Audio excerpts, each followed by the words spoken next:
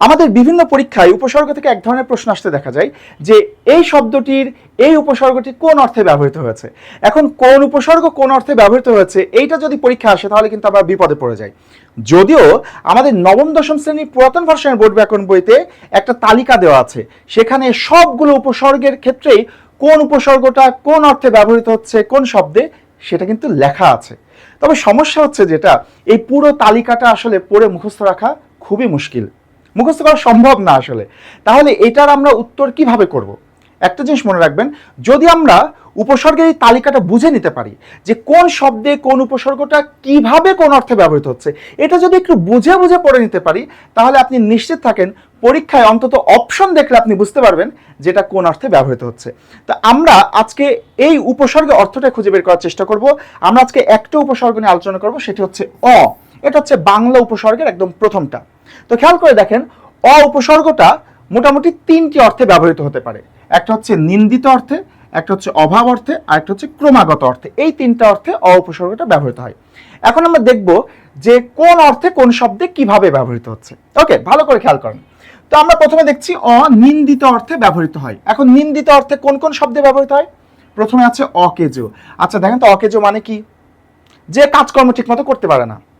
অনেক সময় দেখেন না, বউরা স্বামীদের বলে ও একটা অকেজো লোক, ও একটা অকেজো লোক। তার মানে কি, প্রশংসা করছে না নিন্দা করছে? নিন্দা করছে, নিন্দিত অর্থে। অকাজ, আমরা বলি না ও শুধু অকাজ করে, তার মানে কি প্রশংসা না নিন্দা? নিন্দা, তাই নিন্দিত অর্থে। অপয়া, অপয়া অর্থ হচ্ছে অকল্যাণকর বা অমঙ্গলজনক। আমরা অনেক সময় মানুষকে বলি না তুই একটা অপয়া, মানে তুই যেখানে যাস সেখানে বিপদ ঘটে, তাহলে নিন্দা অর্থে ব্যবহৃত হচ্ছে। অকাট, আচ্ছা অকাট শব্দটার আবিধানিক অর্থ যদিও খারাপ না, সম্পূর্ণ, নিরেট বা অখণ্ডনীয়। তবে অকাট শব্দটা আমরা ব্যবহার করি নিন্দা অর্থে।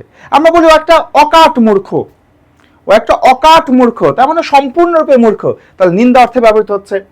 অগোছালো, অগোছালো মানে কি, যেটা গোছালো নয়। আমরা বলি ওই লোকটা খুব অগোছালো, ওর বাসাটা খুব অগোছালো, তাহলে কি এটা নিন্দা অর্থে ব্যবহৃত হচ্ছে। অকাল, অকাল শব্দের অর্থ হচ্ছে দুর্ভিক্ষ। এর আরেকটা অর্থ হচ্ছে অনুপযুক্ত সময়, তার মানে যে সময়টা আসলে উপযুক্ত না, যে সময় আসলে দুর্ভিক্ষ চলছে সেই সময়টাকে বলে অকাল, তার মানে নেগেটিভ অর্থে ব্যবহৃত হচ্ছে, সেই কারণে নিন্দিত অর্থে। কথা কি ক্লিয়ার? এবার দেখেন, অ উপসর্গটা অভাব অর্থেও ব্যবহৃত হতে পারে। কোন কোন শব্দে দেখি? অচিন, অচিন মানে কি, যেটা চেনা নাই, তাহলে চেনা জানার অভাব বোঝাচ্ছে।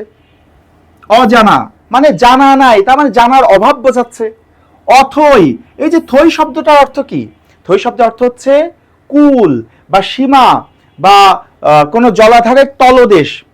এখন অথই মানে কি, যেখানে আপনি তল খুঁজে পাচ্ছেন না বা যেখানে কুল দেখা যাচ্ছে না, সীমা খুঁজে পাওয়া যাচ্ছে না, তার মানে কি, এই যে থই অর্থাৎ কুল, সীমা বা তলদেশ পাওয়া যাচ্ছে না, অর্থাৎ তার অভাব দেখা যাচ্ছে, তখন আমরা বলি অথই।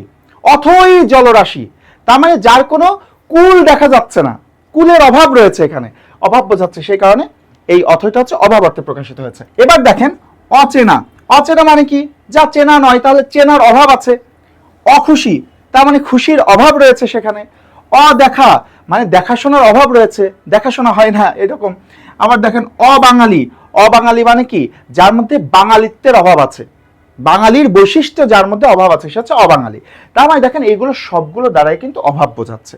এবার আসেন, অ উপসর্গটা ক্রমাগত অর্থেও ব্যবহৃত হয়। ক্রমাগত মানে কি?